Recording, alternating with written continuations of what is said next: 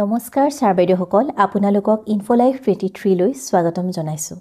আপোনালোকে ইতিমধ্যে অৱগত যে ইনফোলাইফ 23 ত আপোনালোকৰ সহায় হোৱাকৈ সকলো ধৰণৰ চৰকাৰী নিৰ্দেশনা আপোনালোকৰ ওচৰত যুগুত কৰি অহা হৈছে। হেহে যদি আপুনি ইউটিউবত আমাৰ চেনেললৈ নতুনকৈ আহিছে তেন্তে চেনেলটো সাবস্ক্ৰাইব কৰিব আৰু যদি ফেসবুকত আপুনি আমাৰ ইনফোলাইফ 23 পেজখনলৈ নতুনকৈ আহিছে তেন্তে পেজখন ফলো কৰি ৰাখিবলৈ অনুৰোধ জনোৱা হ'ল।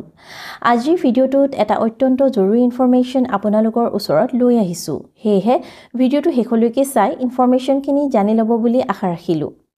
এতিয়া আজিৰ নিৰ্দেশনাখনলৈ আগবাঢ়ো। এইখন আহিছে SCERT অসমৰ তৰফৰ পৰা।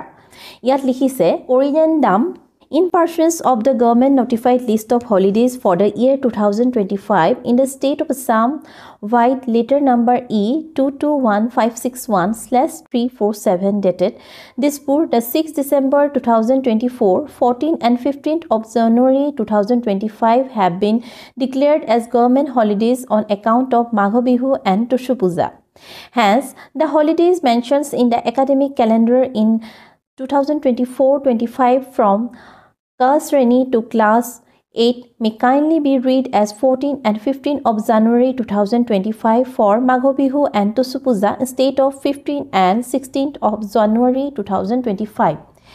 এই জাননীখনত জনাইছে যে আমাৰ বিদ্যালয়সমূহৰ শৈক্ষিক দিনপঞ্জী মতে অহা 15 আৰু 16 জানুৱাৰী 2025ত মাঘ বিহু আৰু টুচু পূজাৰ বন্ধ ঘোষণা কৰিছিল।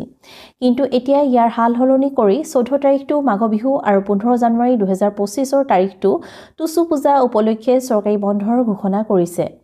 আজিৰ ইনফৰমেশ্যন ইমানেই। যদি এই ইনফৰমেশ্যনখিনি আপোনালোকৰ বাবে লাভদায়ক হোৱা বুলি ভাবিছে তেন্তে ভিডিঅ'টো লাইক কৰি আপোনাৰ বন্ধু-বান্ধৱীসকলৰ লগত শ্বেয়াৰ কৰি দিব। চাই থাকিব ইউটিউব আৰু ফেসবুকত ইনফোলাইফ 23। ধন্যবাদ।